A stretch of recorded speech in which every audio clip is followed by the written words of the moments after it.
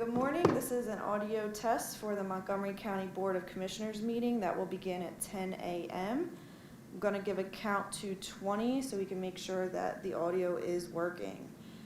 1, 2, 3, 4, 5, 6, 7, 8, 9, 10, 11, 12, 13, 14, 15, 16, 17, 18, 19, 20.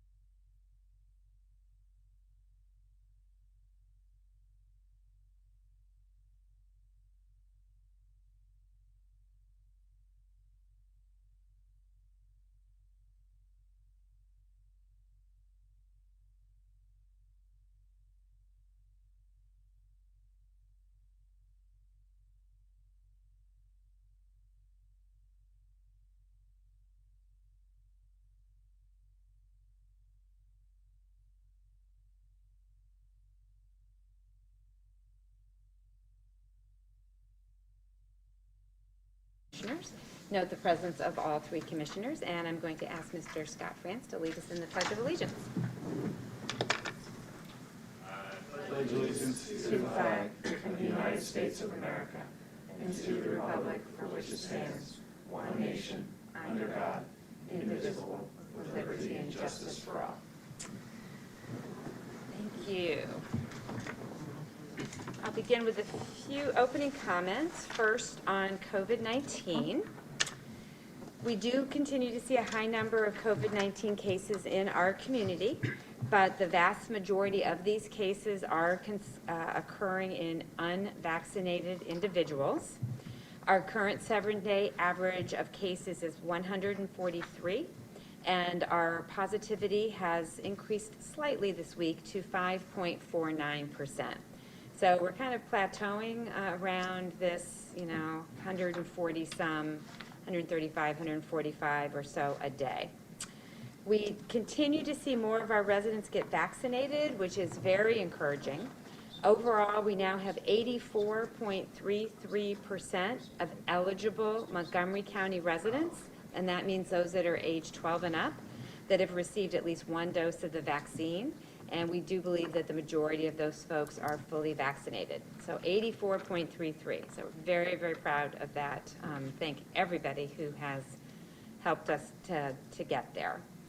I'm also happy to report today that 87% of Montgomery County employees are fully vaccinated as of this week. And we want to thank you for that, and thank you for reporting and sharing that information.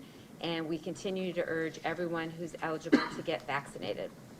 Our Office of Public Health is on standby and ready to administer the vaccination to children ages 5 to 11 when it is approved, which we hope will happen at the end of the month.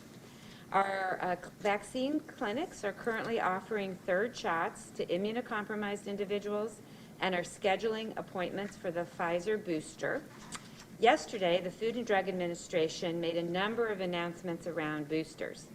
First, anyone who received the Johnson & Johnson vaccine is eligible for a booster as long as 2 months have passed since the initial dose. And that if you did receive the J&J vaccine, you can use another J&J or a Pfizer or a Moderna vaccine for that booster. The only restriction for J&J is that you have to have had 2 months pass since the first dose. There are no age restrictions or medical condition requirements. The Moderna booster is now available at a half dose from the original booster if at least 6 months have passed after the second dose of Moderna. And for Moderna, that is approved for 65 and older, anyone younger than 65 with an at-risk medical condition, or a potential occupational exposure.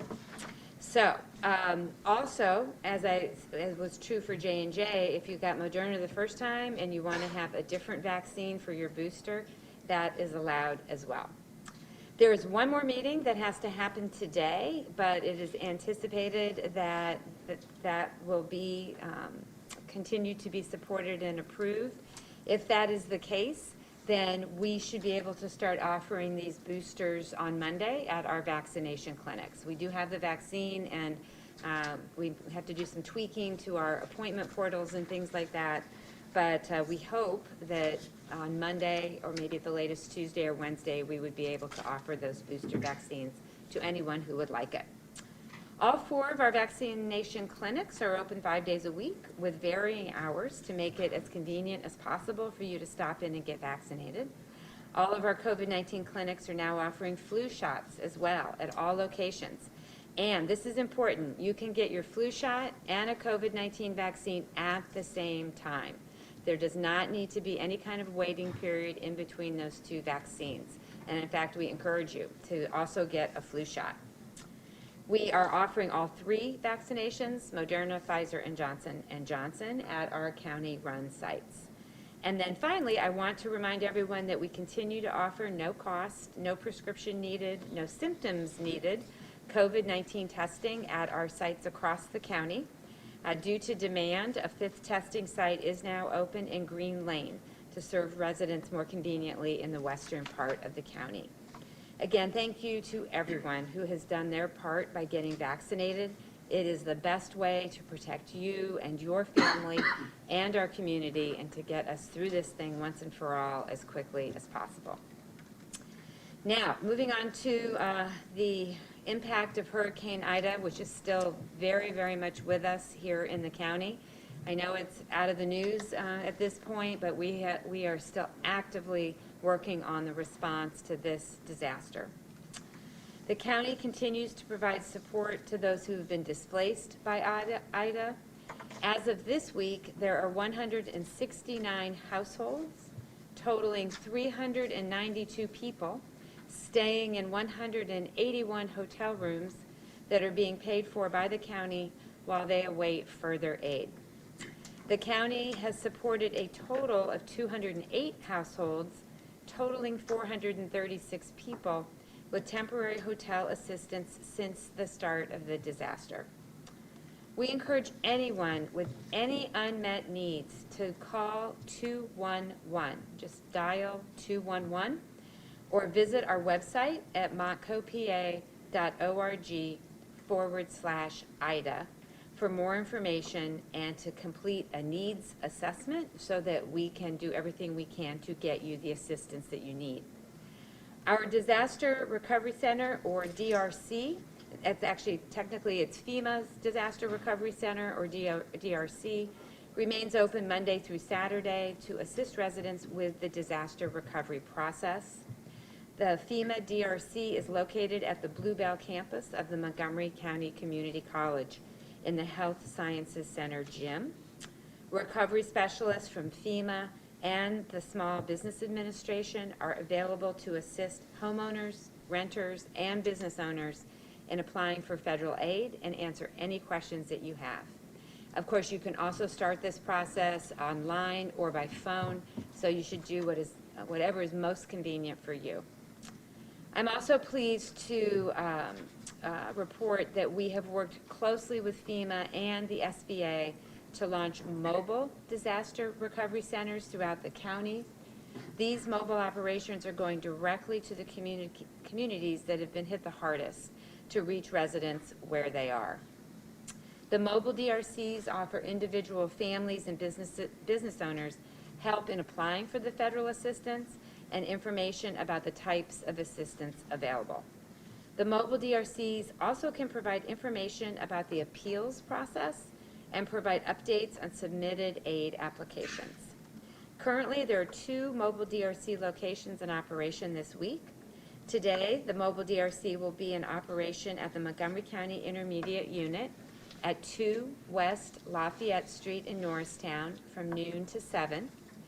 Tomorrow and Saturday, the mobile DRC will be located at the Hyatt Place, King of Prussia, located at 440 American Avenue in King of Prussia. It will open Friday from noon to 7 and Saturday, October 23rd from 10 a.m. to 2 p.m. Additional mobile DRC locations are being announced each week.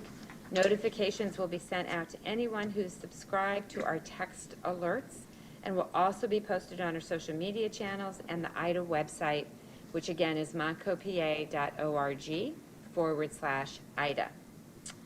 Now, I just want to mention a few upcoming deadlines. The Small Business Administration application deadline is Tuesday, November the 9th, and the FEMA application deadline is Wednesday, November the 10th.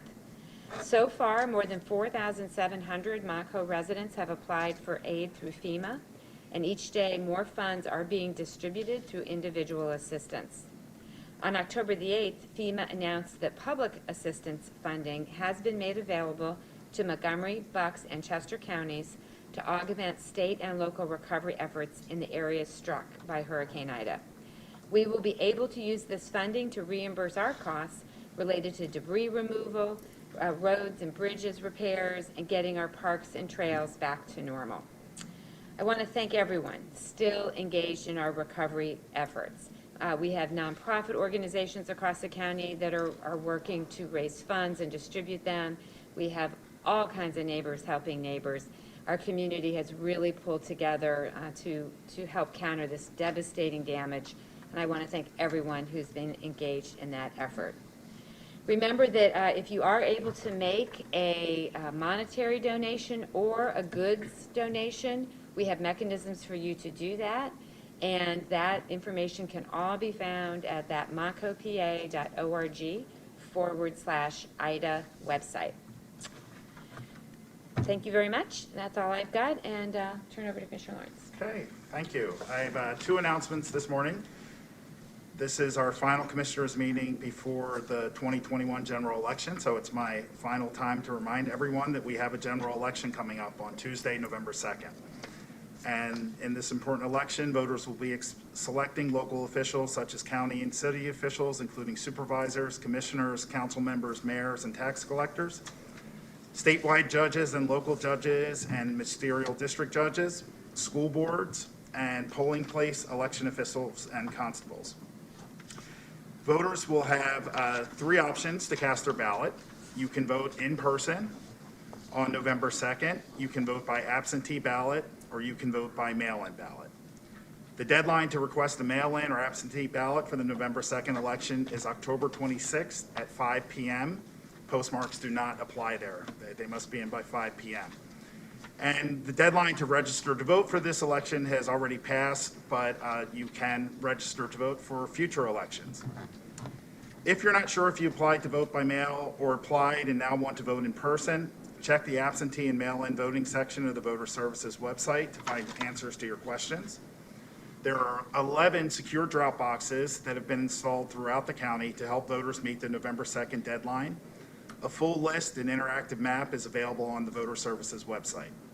These drop boxes will be available 24 hours a day, 7 days a week until November 2nd at 8 p.m. when the polls close. If you are voting by absentee ballot or mail, please make sure you fill out the ballot correctly and place it sealed in the privacy envelope before placing it in the postage-paid mailing envelope, which requires your signature. No stamps are needed. Polling locations have been finalized and are posted on the voters' website. We've sent letters to anyone whose polling location has changed and encourage everyone to check their polling location ahead of the election. Satellite offices will be open this weekend as they were in the primary election in the same locations in Lansdale, Lower Merion, Pottstown, and Willow Grove. And they will be open October 23rd and 24th. You can visit the website to get the hours for that. And voters can also visit Voter Services on the 6th floor of 1 Montgomery Plaza, Monday through Friday during business hours. Polling locations will continue to follow Montgomery County COVID-19 public safety protocols during the election, such as social distancing, enhanced sanitation, and poll workers wearing masks. We encourage all residents who wish to cast a ballot in person to follow the posted rules of the polling locations regarding masking. The Voter Services website is a great source for all the information I've mentioned, including registering to vote, voting instructions, and if you're interested in working as a poll worker in upcoming elections. So you can please visit www.montcopa.org/voterservices for more information. And now I'd like to give an update on the Montco Strong 2021 Nonprofit Resiliency Grant Program. The Board of Commissioners announced in July our approval of $5 million to be allocated for the Montco Strong 2021 Nonprofit Resiliency Grant Program. The application process closed on August 10th. This funding is to be used to help nonprofit agencies who suffered disruptions and financial losses due to the COVID-19 pandemic. Nonprofit organizations that provide help with food, healthcare, housing, childcare, mental health resources, elder care, and more are critical to the restoration of our communities as we move towards more normalcy. There were several differences to note from previous Montco Strong nonprofit grant programs administered in 2020. And these are the types of organizations that were eligible, the eligible use of funds, and the amount of grant dollars an organization could apply for all changed. Entities awarded a grant need to use the funds for operational expenses paid between January 1st, 2021 through October 31st, 2021. Grant amounts were determined by the criteria provided in the program guidelines and included some of the following considerations: organizations directly involved with the COVID-19 response, organizations not previously eligible under last year's nonprofit program, organizations doing proven work in underserved parts of the county, and organizations eligible under the program guidelines who completed an application in a satisfactory manner for the review committee. All applications were reviewed by a multidisciplinary team, and awards are being administered by the Redevelopment Authority of Montgomery County. So here's a summary. 298 applications were received and 225 grants were awarded. $5 million was initially authorized for the program, as I mentioned, but funding was increased by the Board of Commissioners to fund in full or in part all the recommendations of the review committee. And since April 2020, Montgomery County has awarded over a total of $42 million in funding to small businesses and nonprofits through the Montco Strong Grant Program. And this is $31.2 million to small businesses and $11.3 million to nonprofits. A full list of the award recipients is available on the Commerce Department's website at www.montcopa.org/commerce. Great, thank you. Okay. All right, then we will move on to public comments on matters appearing on the agenda.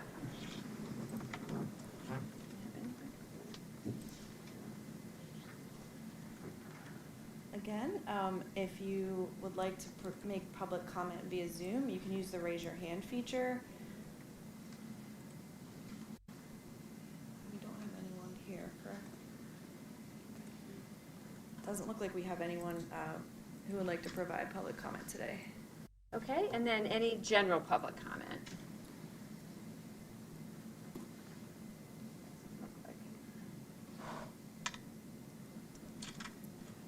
Doesn't look like. Okay, all right, then we will move on. Next, approval of the minutes. I will move to approve the October 7th, 2021 minutes of the Montgomery County Board of Commissioners meeting. Is there a second? Second. Second by Commissioner Lawrence. Any board comment? Hearing none, we'll move to a vote. Are there any negative votes? Hearing none, the minutes are approved. All right, next we're going to hear from our District Attorney, Kevin Steele, on our latest or next drug take-back day. Good morning. Thank you. So I think you're all aware that our law enforcement community here in Montgomery County has really focused on preservation of life. Unfortunately, we are still facing a crisis of overdoses. And last year, we unfortunately had more overdoses than we've had in the past, and 258 people lost their lives. So we are strategically prioritizing things to try to address this. And I'm here to talk about what we're doing on Saturday with all our partners, and I appreciate the time that you are giving me here to hopefully publicize this even more and ask for more partnerships in this. We have taken upon it each fall and each spring to try to put something out to get people focused on this issue and focused on getting medicine and things that have been overprescribed out of their medicine cabinets, because we have found that is really essential to the preservation of life. And I say that because we find so often that people start down a track that ends up in an overdose by getting involved with prescription pills. So we want to get them out of the medicine cabinets, and we don't want people to flush them down their toilets or send them to the landfill because of the impact that has on water and our environment. So we will safely dispose of this. We have a federally licensed facility that will destroy this and destroy it in an environmentally sound way. So Saturday, I think there's 40 locations across Montgomery County. This is the poster that we have sent out.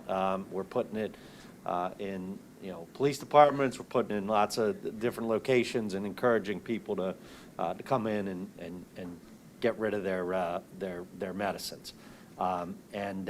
and we're trying to make it as easy as we can on people. It's not just at police departments. We have a couple Wegmans, a Giant, that are also participating in this with the police presence at those locations. So I also need to note that if anybody is thinking about doing anything wrong, there are police that are covering all of these locations to make sure that everything goes smoothly and the drugs get to where they need to be destroyed. So these locations are on the website. Kelly, you showed me how to do this. All right, I'm good. All right, so, and this is what you're going to see all over the county, is just locations that are there and ready to take the medicines, and we really appreciate everybody that takes part in this and encourages their friends and neighbors to do it, because we are certain that it has saved lives. And I just want to finish with a little bit of the impact on this and the numbers. Because I really think it's significant when we look at the big picture on this. And quite frankly, that things could be a lot worse if we weren't doing things like this. So our last take back in April, 7,252 pounds. Since we started this in 2010, over 92,000 pounds. It's a really big number. We fill up box trucks at these locations. So certainly there have been medicines that have been overprescribed in these locations, and certainly people are recognizing that they need to get them out of their medicine cabinets. So we're hopeful with everybody's help on this that this will put us over the 100,000 pound mark, and that would be a significant accomplishment. And again, I am certain that if we keep going in this direction, we're going to get things going in the right direction, which means less lives that are taken by overdoses. So. Encourage everybody to come out. I'm happy to answer any questions that anybody may have on it. Well, thank you, District Attorney Steele. This is an amazing program that has consistently just been so helpful in our communities, and I couldn't agree with you more that this is a prevention strategy, right? Let's just get this stuff out of the houses so that people don't start taking it in the first place. Just a couple points of clarification for the public. The police are there simply to make sure that no one tries to take any medications out of the box. Correct. The police will not ask to see what anyone is bringing. No person will be questioned in any way, right? The police are just simply there to make sure that no one tries to steal anything out of the box. Correct. And they're transporting for us. This is them trying to help out in the communities. If people are concerned about what's on the prescription bottle, just take a Sharpie and get rid of the name, or pour them into a bag, or do something along those lines. So people shouldn't have any concerns. Nothing is being looked at in that way. Nobody has to show ID or anything like that, right? None of that. And we hope too that we don't take liquids or needles. So please don't bring those type of things. But basically any other medication, whether it's over the counter or prescription drugs, and we're focused on the prescription end. But we'll take it all and we'll get rid of it safely, which I think is one of the key elements to this. And I should note also, we really push on this day to do this, but this goes on every single day and can be done 24 hours a day at all of the police departments across Montgomery County. There is boxes that people can walk into the lobbies of the police departments and put them in. If they're coming to the courthouse, we have a lot of jurors coming in for jury duty. You want a one-stop shop, We have the boxes here. They're at some of the hospitals and some of the different locations. So there's a lot of ways to accomplish this. It doesn't just have to happen today, but we're really or Saturday, but we hope that people will engage in this and make a difference in their own homes and communities with this. And then I just want to take this opportunity to add that if anyone is concerned about a friend or family member who may be using opioids, Narcan, which is the medication that can reverse an opioid overdose, is still readily available without a prescription at most pharmacies in Montgomery County. There are standing orders that allow you to just go up to the pharmacist and ask for Narcan, and it can be dispensed without having to call a doctor. So just want to remind folks that that is still readily available and can absolutely save somebody's life. Yeah, there's not a day that's going by that lives aren't being saved with it. So it's really important that anybody has that accessible to them. So Exactly. Yeah. I was going to ask you what someone should do if they can't make it on Saturday, but you had the foresight to answer that question before I could even. well, I ask appreciate it. that I can read your mind. It's Thank you. that Thank you for answering my question. that good.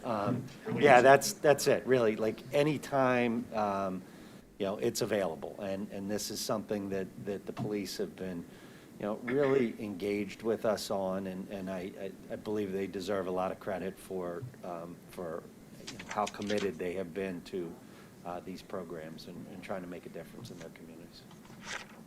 District Attorney Steele, I'd also like to thank you for your leadership on this, and please pass along my gratitude to your staff and members of law enforcement that are helping making this happen. I'm always amazed by the amount of drugs that are collected at these collection days, and it's a credit to you and your staff for promoting it. And obviously something's working well, but 92,000 pounds over the last 11 years is incredible. So I encourage all the members of the communities across Montgomery County to participate. And thanks again. Thank you. I will pass that along. We have a police chiefs meeting in a couple of hours here today, and I should also give some credit on this work that is done.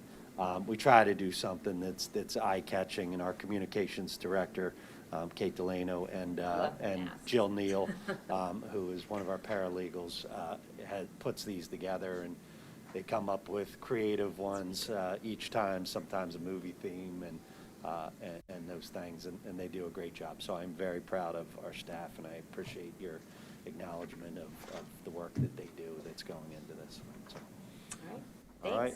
Thank Good luck. you. Kelly, what do I do? Just, okay, I'm going to get out of the way. Don't touch anything. That's what you should do. All right. We have an exciting announcement about the 9/11 Memorial Trail. Mr. Hartman.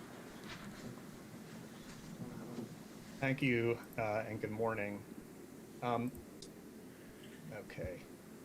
I am going to share my screen.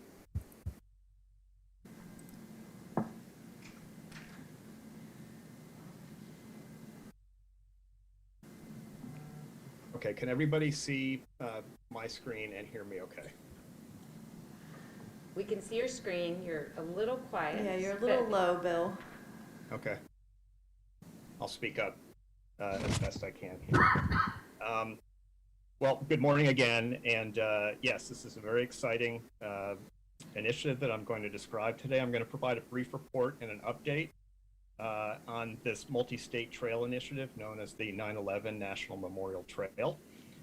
You are looking at a plan right now showing the current alignment of the 9/11 Memorial Trail. The idea behind this trail was literally forged in the days following the 9/11 attacks and has been under study and development for the past 2 decades. The initial vision for the trail was to create an active memorial honoring those who gave their lives upholding America's values of freedom and democracy during and following the 9/11 attacks.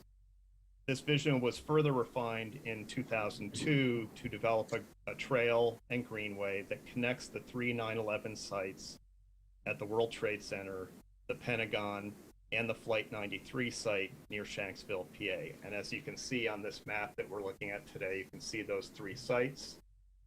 The World Trade Center site in New York, the Flight 93 crash site in Somerset County in Pennsylvania, and then, of course, the 9/11 Pentagon Memorial in Arlington, Virginia.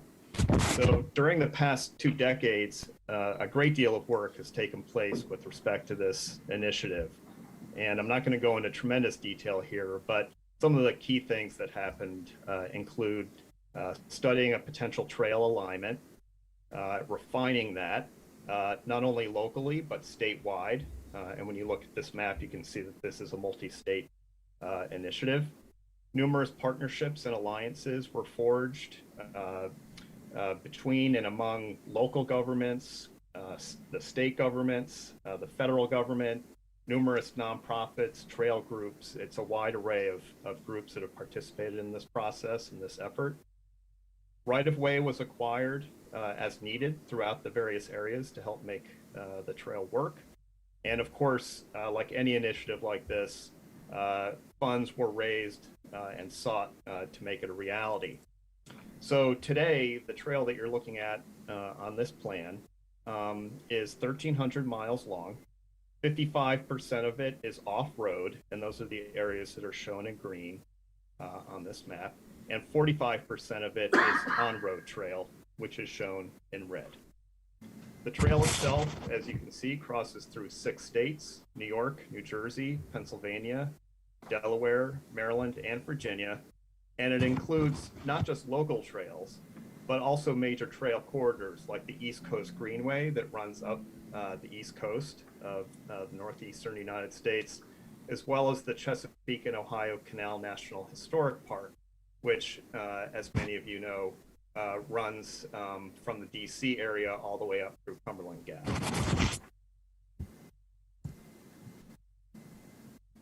More locally, as you can see on this slide, the 9/11 trail passes directly through Montgomery County.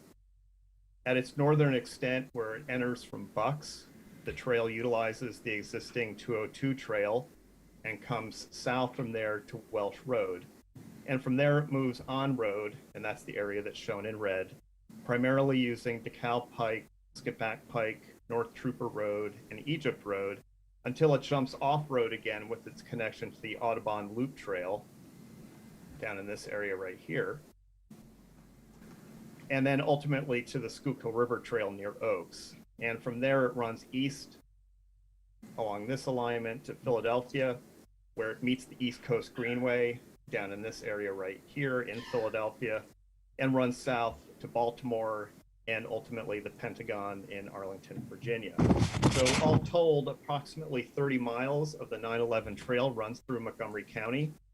And going forward, we plan to work with the 9/11 Trail Alliance to move as much of the 9/11 trail to off-road county trails as opposed to on-road trails, such as the Power Line Trail and the Cross County Trail. As we further develop those county trails, we will work with the Alliance to get the 9/11 trail into as many off-road locations as possible.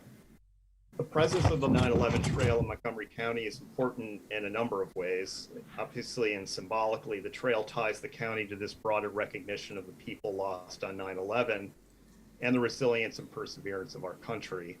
More practically speaking, the trail will bring new visitors to the county who will be exposed to and engaged with the great people who live here and the assets that exist in the county. And it will also continue to strengthen a long partnership with the county and the development of the trail. So most significantly and very recently, a very important milestone was achieved literally just a week ago on October 13th, when President Biden signed HR 2278 into law. This law was passed unanimously in both the U.S. House and the U.S. Senate, which is quite an accomplishment and a testament to the bipartisan nature of this project. HR 2278 designates the trail route, now known officially as the September 11th National Memorial Trail, which links, as I described earlier, the 3 9/11 memorial sites in New York, Pennsylvania, and Virginia. And the specifics of the legislation specifically state that the September 11th National Memorial Trail has three core purposes. Number one, it provides a tribute to the family members and loved ones who were victims of the attacks, including first responders. It serves as a trail of remembrance to honor the fallen in a tangible way that keeps their memories alive and reaffirms the exceptionalism of our country. And lastly, it celebrates our nation's resilience and perseverance since the attacks on 9/11.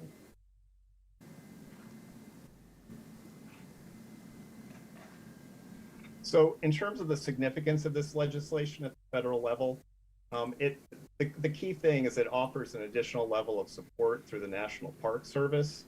The National Park Service is going to serve as the administrator of this trail, and that will enable the Department of the Interior to assist in further developing the trail route, signage so that it's consistent along the entirety of the route, interpretive guides, and educational materials. So it's not taking the effort to continue working on the trail and getting as much of it off-road away from the nonprofits and local entities. Those things will continue to happen. But what now is in place is this administration and power and resources of the National Park Service and the Department of the Interior to assist in these efforts to continue moving this trail forward. Longer term benefits and impacts include, regionally, it's expected that this trail will spark economic development along its route in the various communities that it passes through. And obviously, it's going to provide a really valuable regional recreational resource to 6 states and numerous communities through which it will pass.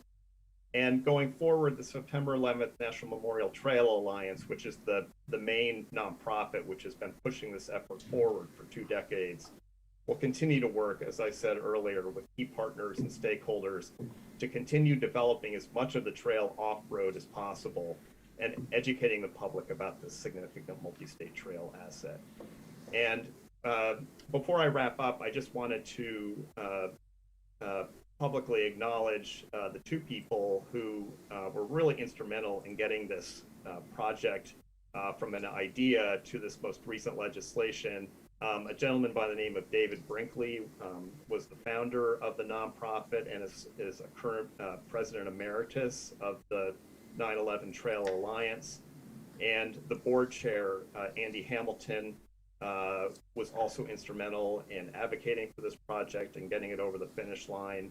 And I imagine, given the passion of both of these individuals, they will continue to stay involved and continue to move forward their ideas and initiatives related to the trail. And of course, in addition to Andy Hamilton and David Brinkley, numerous individuals locally, state and local governments, nonprofits, all contributed, trail planners, all contributed to making this project a reality. So they should all receive recognition when possible, but I just wanted to point out those 2 individuals who were certainly key to getting this over the finish line. So with that, I'll wrap up. I'm happy to answer questions that I can to the extent I can, given that I wasn't integrally involved in this project, but I'm happy to answer any questions. Thank you, Mr. Hartman. That was really a great summary of this wonderful trail, and just so proud that we have a substantial piece of it right here in Montgomery County, and we look forward to continuing to prioritize work on that. Do you have any? Yep, thank you for your presentation, Mr. Hartman. Mr. Hartman, thank you as well. I learned a lot from that presentation. I appreciate the update. All right, You're very take welcome. care. Thank you. You too. All right, we have a number of resolutions this morning. The first, Mr. France, is an authorization of municipal planning assistance contracts for Upper Dublin and Springfield Townships. Sorry. I actually don't have a PowerPoint, so I can speak if that's all right. Okay. It's the next one. Yes, so we have authorization to approve planning assistance contracts with 2 of our municipalities. These are renewals, and they are our typical 3-year contracts with Upper Dublin Township and Springfield Township. As with all community planning assistance contracts, we subsidize the total cost by 50%, providing one of the best deals in Montgomery County for planning in our municipalities. We have 35 municipalities currently under contract with a similar arrangement. In Upper Dublin Township, just to let you know, we are going to be involved with flexible assistance for streetscape design, currently wrapping up the Fort Washington streetscape design plan, doing ordinance writing and other staff-directed projects, as well as general planning and flexible assistance.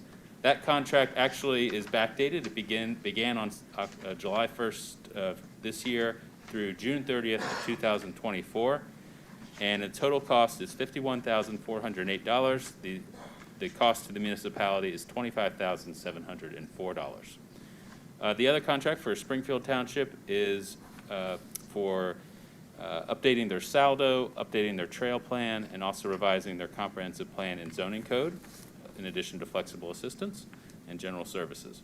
That contract will run from January 1st, 2022 through December 31st, 2024 at a total cost of $81,354, with the municipal portion being $40,677. The MCPC Montgomery County Planning Commission Board recommended this authorization at their October 13th board meeting, and it's before you now. Thank you. I will move that the Montgomery County Commissioners hereby approve the contracts for municipal planning assistance outlined below, and that the proper county officials are hereby authorized and directed to execute the same. Is there a second? Second. Second by Commissioner Lawrence. Any board comments? Bless you. Hearing none, we'll move to a vote. Are there any negative votes? Hearing none, motion carries. Thank you. Thank you. Mr. Edmond, approval of awards for funding through the Montgomery County Transportation Program.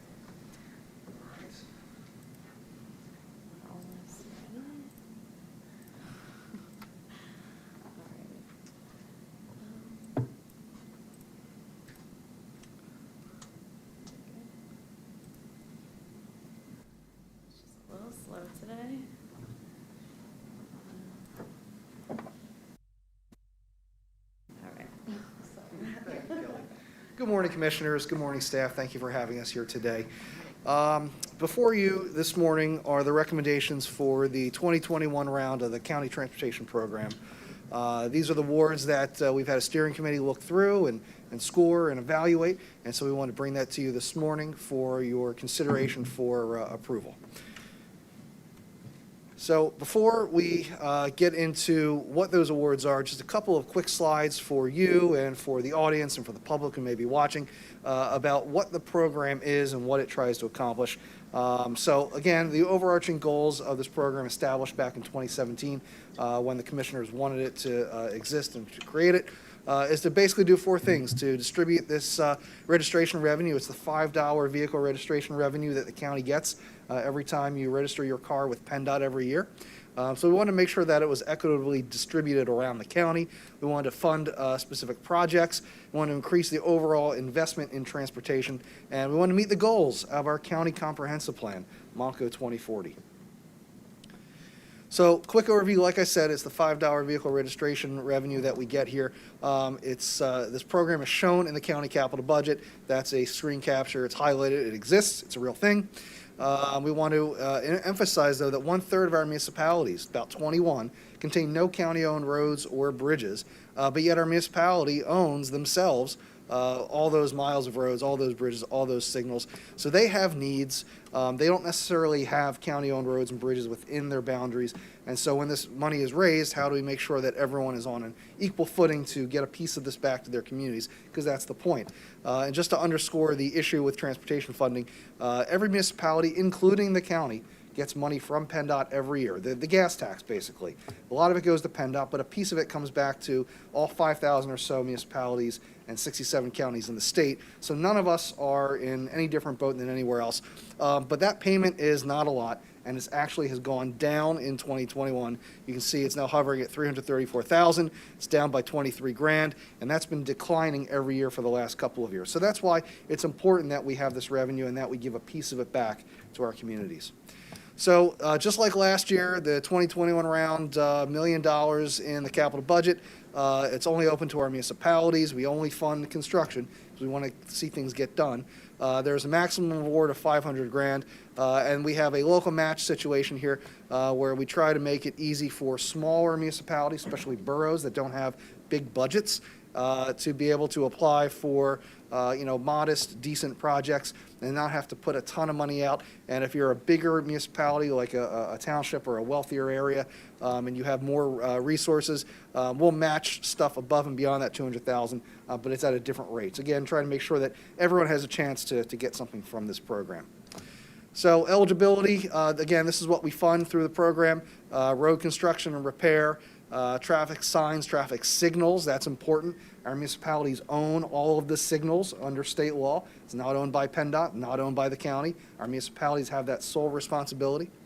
Crosswalk markings and curb ramps for pedestrians, sidewalks and trails, but only if it's within the public right-of-way. This is not a trail program. This is a road program. The money does come from drivers, but there is a way to get these pedestrian improvements in certain circumstances.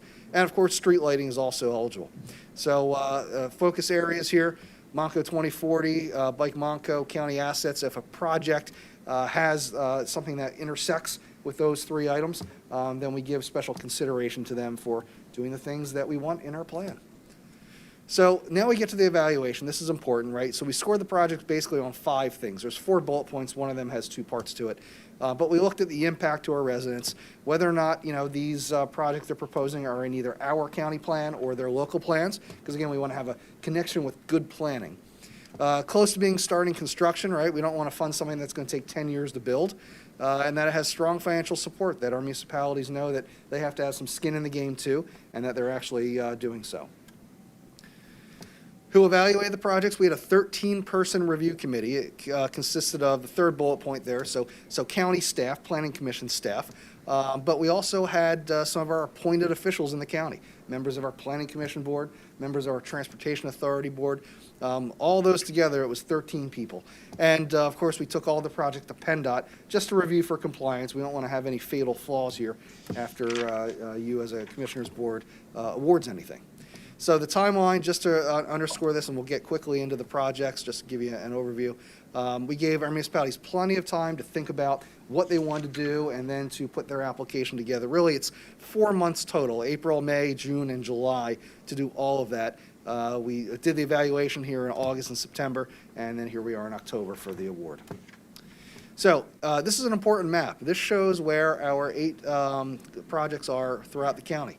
So you can see there are a couple in the North Penn area, a couple in the eastern part of the county, some down there along the 422 corridor. There's Schwenksville in the central perk. So they're scattered all about the region here in Monco. And so really quickly, so Hatboro was the first of our recommended awards. You can kind of see there on the upper right, there is a school, Crooked Billet Elementary School, and it's a little bit hard to get across Jacksonville Road. And so these are some pedestrian improvements that will enable a safe signalized crossing, particularly for school children on the eastern end of Hatboro Borough to get to school. In Hatfield, this is right on Main Street. It's a crossing of the Liberty Bell Trail, which is not only a circuit trail, but it's also in our county comprehensive plan as part of this bigger network in our county. And so this would, again, also put the same types of things in: pedestrian signals, stripe it, and make it a safe part. So this is in some ways a trail and road investment, but an important trail in our network. Narberth really has a very innovative project that we would like to award. This is to do green stormwater bump outs along a borough-owned street right behind Haverford Avenue, which is their main street, basically. And so this is green infrastructure. It's simple, it's easy, it's effective. We don't have anything this interesting in the county. So this would be a really innovative one if you were to award it. North Wales is another pedestrian type of crossing. This is a good example of a borough working with their neighboring township so that residents in both can benefit. Center Street, is a major pedestrian connection there on the south end of the borough.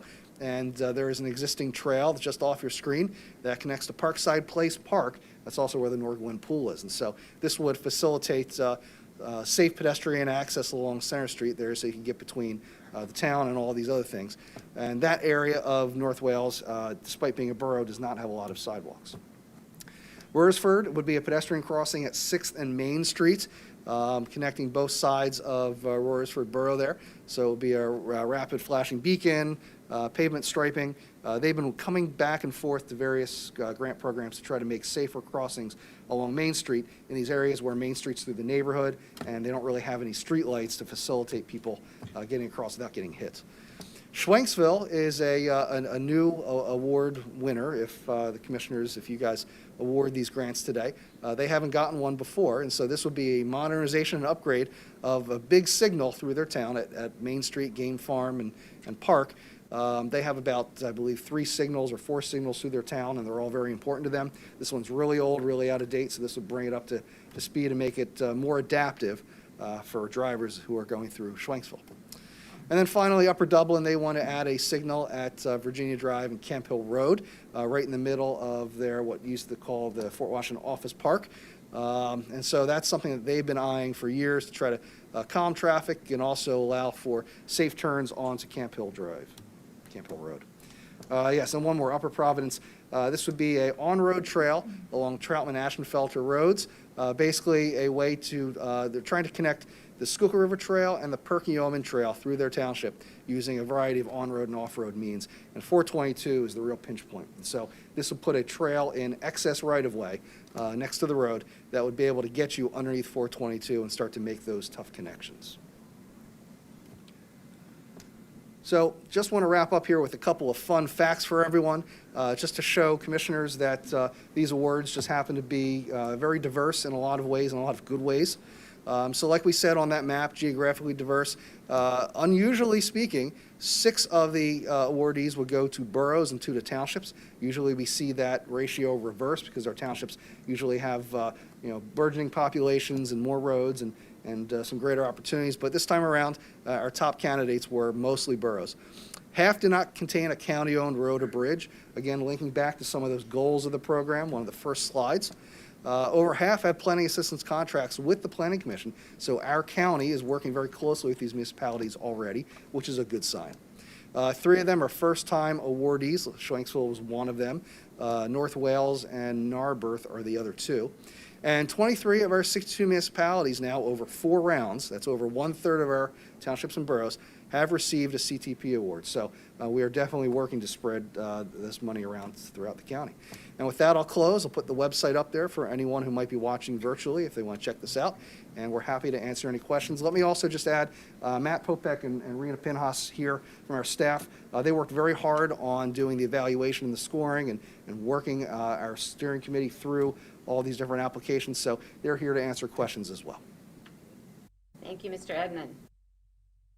I will move that the proper county officials, in accordance with the authority conferred by law, subject to the approval of the county solicitor, are hereby authorized to enter into grant agreements with the appropriate municipal officials to fund the programs listed on the attached exhibits under the conditions specified for each. Is there a second?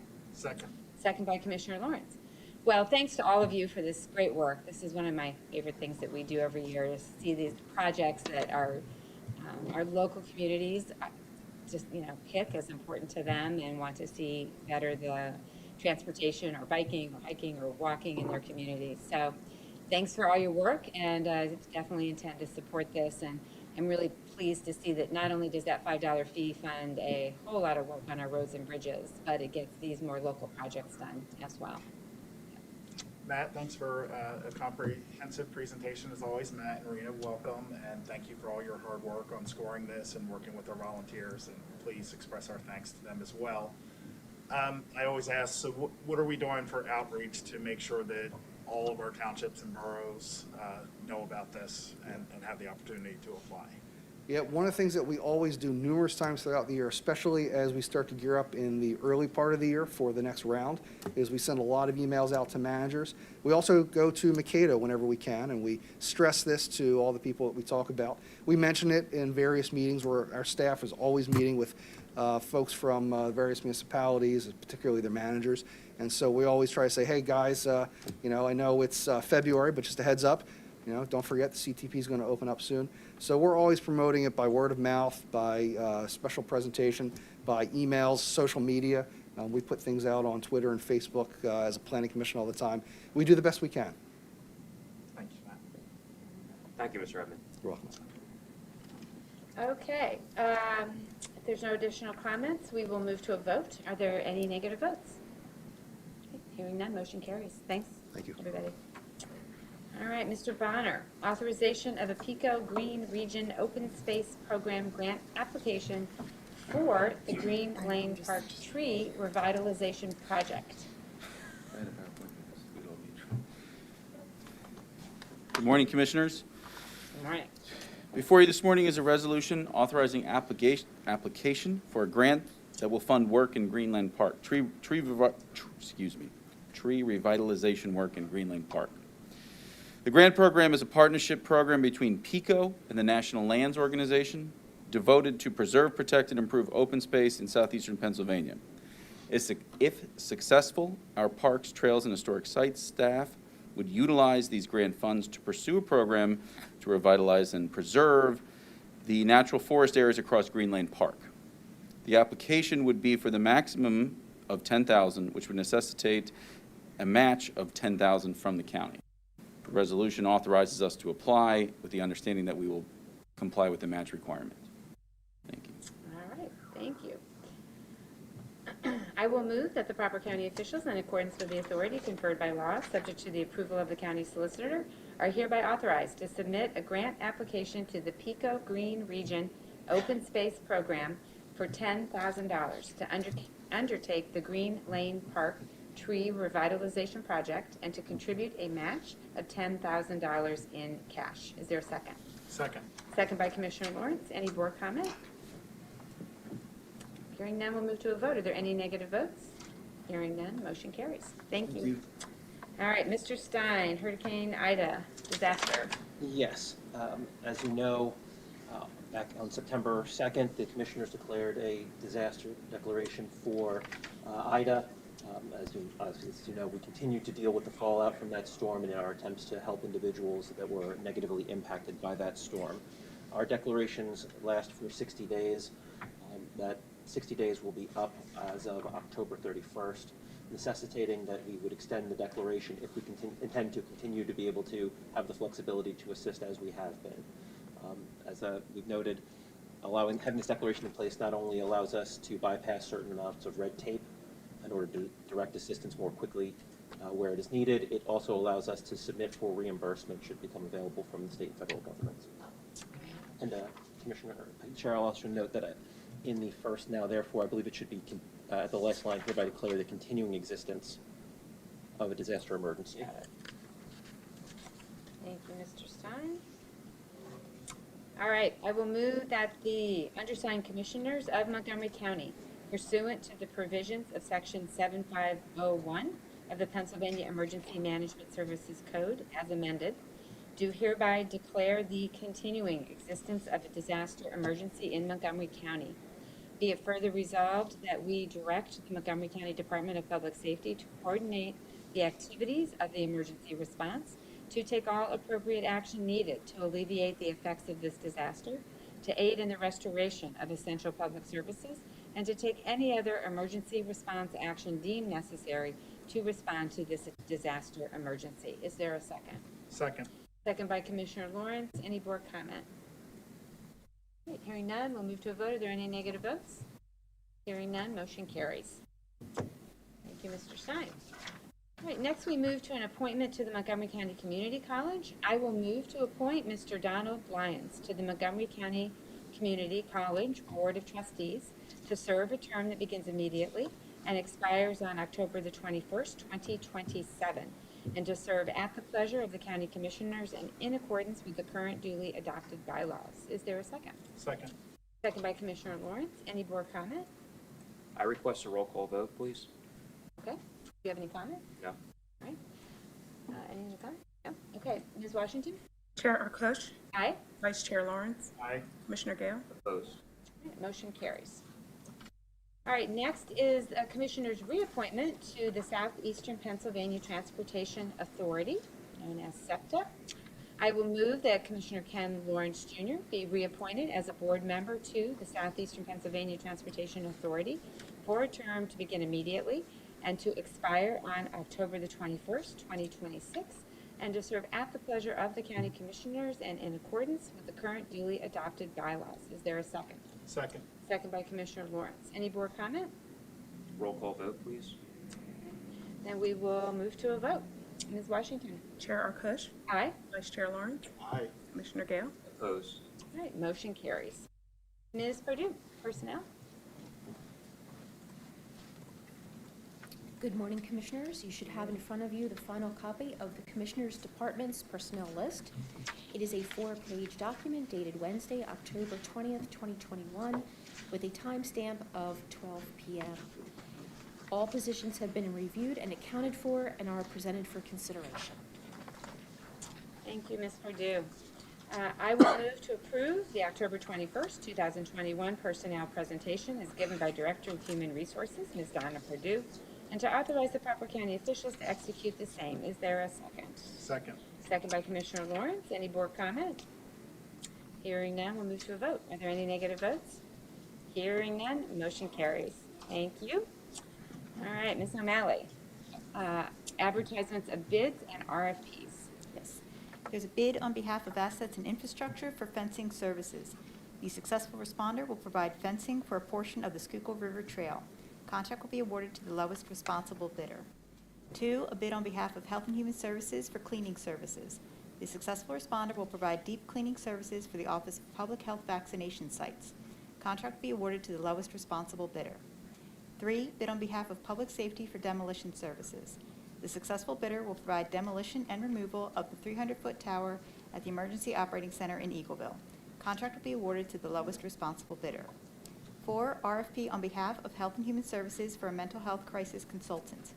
The successful responder will provide a detailed enhancement plan for the Montgomery County Mental Health Crisis Response System by utilizing local data and information, as well as national best practices, models, and research. Contract will be awarded to the highest-rated responder. 5, RFP on behalf of Health and Human Services for support services. The successful responder will provide comprehensive support services to victims of domestic violence, including legal and medical aid, shelters, transitional housing, and counseling located within Montgomery County. Contract will be awarded to the highest-rated responder. 6, RFP on behalf of Health and Human Services for a Child Advocacy Center. The successful responder will provide children and families with healing and justice in a trustworthy setting. Advocacy services will bring together doctors, nurses, prosecutors, social workers, and police in order to provide a unique and essential program of treatment and healing for child victims while working to hold offenders accountable. Contract will be awarded to the highest-rated responder. All bids and RFPs are available on the county's purchasing website at www.montcopa.org/purchasing. Thank you, Ms. O'Malley. I will move to approve the preceding requests for the advertisement of bids and RFPs as described by the Deputy Chief Operating Officer, Ms. Barbara O'Malley, and to authorize the proper county officials to execute the same, subject to the approval of the county solicitor. Is there a second? Second. Second by Commissioner Lawrence. Any board comment? Hearing none, we'll move to a vote. Are there any negative votes? Hearing none, motion carries. Next, awards of contract for the county. 1, contract award, Assets and Infrastructure, Archives Building, multiple contractors, $8,349,707. Specification 6453 was downloaded by 139 firms with 21 submissions received. Contract provides general construction services for the construction of a new archives building at Eagleville campus. The following firms submitted the lowest responsive and responsible bids. Magnum Incorporated of Warminster, PA, General Construction Services, $6,495,000. Phillips Brothers Electrical of Glenmore, PA, Electrical Construction Services, $672,000. JBN Mechanical Incorporated of Nazareth, PA, Plumbing Construction Services, $256,000. High-Tech HVAC of Southampton, PA, Mechanical Construction Services, $746,757. Oliver Fire Protection and Security of King of Prussia, PA, Fire Protection Construction Services, $179,950. 2, Contract Award, Assets and Infrastructure, Construction. Richard E. Pearson Construction Company Incorporated of Piles Grove, New Jersey, $1,385,630.45. Contract provides for the replacement of County Bridge number 162, Stump Road over Little Neshaminy Creek in Montgomery Township. Specification 6455 was viewed by 69 providers with 5 responses received. Contract is awarded to the lowest responsible bidder. Contract award, assets and infrastructure, Richard E. Pearson Construction Company Incorporated of Pile Grove, New Jersey, $747,239.90. Contract provides for the replacement of County Bridge Number 163, Lutheran Bridge Road over Minister Creek in New Hanover Township. Specification 6456 was viewed by 65 providers with 5 responses received. Contract is awarded to the lowest responsible bidder. 4. Contract award, District Courts Security System, Integrated Security Systems Incorporated of Harleysville, PA, $394,465. Contract provides the required replacement of the current class security notification system with an Alertus security system for the 30 district court offices located throughout Montgomery County. System and installation services are available through a PA CoStarz contract. 5. Contract award, District Courts Postage Machines, FP Mailing Solutions of Addison, Illinois, $100,000. Contract provides the rental of postage machines for the district courts. Machines are available through PA Department of General Services contract. Contract is valid through 12/31/2026. 6. Contract award, Information and Technology Solutions, Enterprise Licensing, CDW Government of Chicago, Illinois, $2,170,803.51. Contract provides licensing of all Microsoft products used throughout the county. Contract period is valid for a 1-year term beginning 11/1/2021 through 10/31/2022. Licensing is available through a Sourcewell cooperative contract. 7. Contract award, Information and Technology Solutions, Software Licenses, CDW Government of Chicago, Illinois, $36,506.74. Contract provides additional Dynamics 365 and Visual Studio software development licenses for use in various county departments. Software is available through a PA CoStarz contract.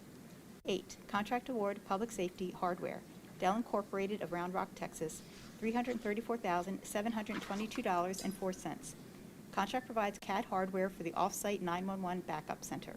Hardware is available through a PA CoStarz contract. 9. Contract award, Public Safety Consultants, Johnson Meerman Thompson Incorporated, Hunt Valley, Maryland, $193,000. Contract provides Phase 3 consultant services to complete the creation of a GIS database that will include NENA-compliant address points and street center lines, finalize the county's addressing guidelines and best practice document, and finalize the web tools used for address validation. RFP 2124 was viewed by 63 firms with 2 responses received. Contract is awarded to the highest rated responder. 10. Contract rescind and reaward bulk salt, Cargill Incorporated of North Olmsted, Ohio, $200,000. Original contract awarded the estimated purchase of bulk salt for use on county roads to Riverside Construction of Fairless Hills, PA. Renewed PA state contract only allows for Cargill Incorporated to service Montgomery County. Contract is reawarded to Cargill Incorporated. 2021-2022 pricing from Cargill Incorporated is $61.88 a ton. 11. Contract amendment, Assets and Infrastructure Engineering, Gannett Plumbing Incorporated of Philadelphia, PA, no cost time extension. Original contract provided an engineering firm to perform the required engineering, environmental permitting, and construction consultation for the rehabilitation of Old Nefa Road over Swamp Creek in Upper Frederick Township. Amendment allows a no-cost time extension of the contract through 10/17/2022 while the bridge restoration continues. 12. Contract amendment, Planning Commission, signage, Reed Sign Company, LLC of Pennsburg, PA, $3,480. Original contract provided the materials, manufacturing, and delivery of 60 double-sided signs and posts for use on preserved farms in Montgomery County. Amendment provides for an increase in cost of $58 per sign due to elevated costs for aluminum. 13. 1 contract, 9 contract renewals, and 6 amendments for Health and Human Services. Providers and services are listed at the end of the agenda and in the back of the room. Thank you. I will move to approve the preceding awards and contract as described by the Deputy Chief Operating Officer, Ms. Barbara O'Malley, and to authorize the proper county officials to execute the same, subject to the approval of the county solicitor. Is there a second? Second. Second by Commissioner Lawrence. Any board comment? I have comment. Okay. I will be opposing contract award number 1, which is the general construction services for the new archives building being constructed at the Eagleville campus. This contract is over $8.3 million, and I've been very outspoken on my opinion that the county's operating budget contains wasteful spending as well as the county's capital budget, which contains an extremely high amount of wasteful spending. And I've mentioned this due to the Justice Center construction project in Norristown, the warehouse project for Public Safety Department at the Eagleville campus, as well as the coroner's space that's being constructed at the Eagleville campus, and now the archives building at the Eaglesville campus. And this cost will only increase. This is general construction services, but once we do the interior fit out and add shelving and everything else, the cost will go even higher. And due to the fact that the property owners in this county are paying higher taxes this year, I can't justify the expense. So we'll need a roll call vote on contract award number 1, if you can amend your motion. All right, I will withdraw the preceding motion, and I will move to approve the preceding awards number 2 through 13, as described by the Deputy Chief Operating Officer, Ms. Barbara O'Malley, and to authorize the proper county officials to execute the same, subject to the approval of the county solicitor. Is there a second? You gonna second You it? said 2 to 13. Yeah, 2 to 13. So why don't you second it? She's taking your amendment. You don't want to second. No, you can second it. Second. All right, any board comment? Hearing none, we'll move to a vote. Are there any negative votes?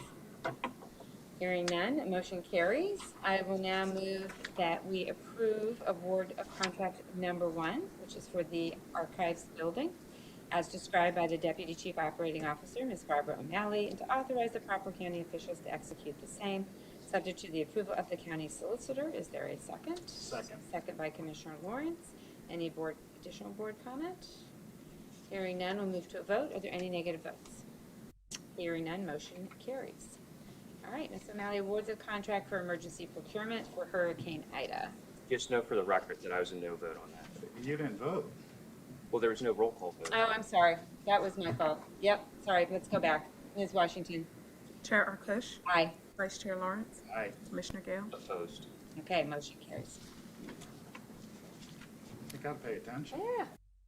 Emergency procurement, 1, services, assets and infrastructure, trail and towpath repairs, Flyway Excavating Incorporated of Mount Joy, PA, $144,864. Contract provides necessary repairs to the Schuylkill East Trail and towpath trail damaged during Hurricane Ida. 2, services, assets and infrastructure, roof repair, Palomino Roofing Company, LLC of Philadelphia, PA, not to exceed $100,000. Contract provides roof repairs at the Willow Grove Annex damaged during Hurricane Ida. 3, services, assets, and infrastructure, McLaughlin Spray Foam Insulation Incorporated of Chalfont, PA, $29,200. Contract provides for the replacement of damaged insulation at the Hill Road Workshop Facility in Green Lane Park damaged during Hurricane Ida. 4, services, Health and Human Services, TBD Now, LLC of Lansdale, PA. Contract provides consulting services to coordinate the Health and Human Services disaster response for Montgomery County residents due to Hurricane Ida. Rate is $125 per hour. Contract is for a period of 6 months with an optional 6-month renewal term. 5, services, Health and Human Services, multiple providers. Contracts provide case management services as needed for Montgomery County residents affected by Hurricane Ida. Annual rate per provider is $150,000. Daily rates are $12 per household as per services rendered. Providers are Aclamo of Norristown, PA, Carson Valley Children's Aid of Flowertown, PA, Montgomery County OIC of Norristown, PA, and CADCOM of Norristown, PA. 6, services, Health and Human Services, multiple providers. Contracts provide food service as needed for Montgomery County residents affected by Hurricane Ida. Food will be provided at a rate of $35 per person per day. Providers are Share Food Program of Norristown, PA, YWCA Tri-County Area of Pottstown, PA, Catholic Social Services of Norristown, PA.